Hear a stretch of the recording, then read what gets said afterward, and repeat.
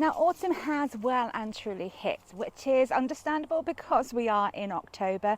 But one thing that we can definitely do is tell that in our growing spaces, because our gorgeous green leaves start to turn this dry brown colour, and that's actually our endemic browning.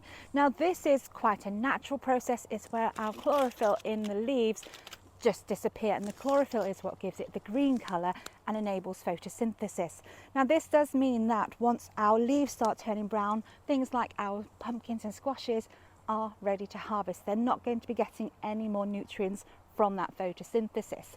So we need to think about, are they ready to pick, and then how do we store them as well. Now one good giveaway is if you take your pumpkins and just give it a quick knock. If it sounds hollow or wooden, that is ready to harvest. Now I have got lots of different pumpkins here. I have got the Atlantic Giants, I have got the Turk's Turban, I have got my Crown Prince, and I even have the tiny cute little Akuchikuri. Now different pumpkins means you can do different things. The filled pumpkins like the Atlantic Giants or the Big Macs tend to be lacking in flavour, and these are the ones that you'll be using for your pumpkin pies, where you'll be adding all those amazing spices.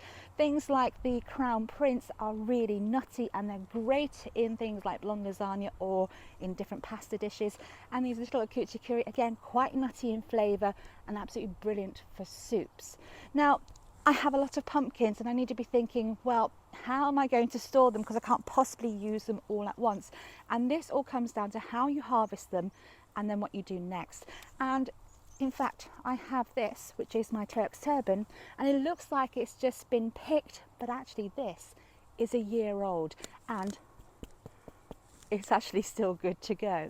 So all we need to do is, when we're looking at our actual vines, is we need to look at where the stalk is, where the actual squash is, and I'm just going to cut either side of that stalk until I actually have a T shape. Now this T shape is the first part in making sure that your squashes are going to store really well.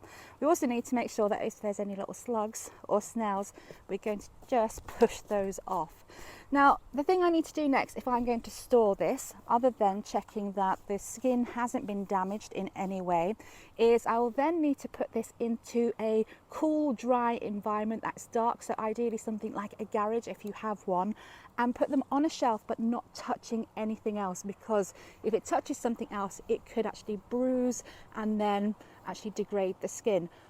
What you're hoping for with curing is that the skin almost ends up like a food wrapper. It gets nice and hard so that you can keep your squashes nice and safe. Now something else that I often do is I save my seeds. However, I'm not going to do that with these pumpkins because I have so many varieties. They cross-pollinate really easily. Now this will mean that I'm not going to get true squashes next year from any seeds that I save, which could actually result in quite an interesting little experiment. However, you do have something which is called cucurbitacin, which is also, when it comes to pumpkins and squashes, also known as toxic squash syndrome. And this could actually make you extremely poorly. Now if you already have some pumpkins and squashes which cross-pollinated, don't panic, because they may still be edible.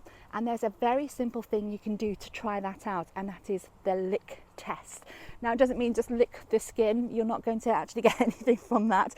You might look a bit strange as well, but when you cut into it and you expose the flesh, you just give it a little lick. If it tastes bitter, then it is toxic and you do not want to be eating it. You will have to throw it away. If it isn't bitter, then actually it's good to go. But as a general rule, these are one of those things that I just don't save my seeds on, because actually it's just a bit too risky.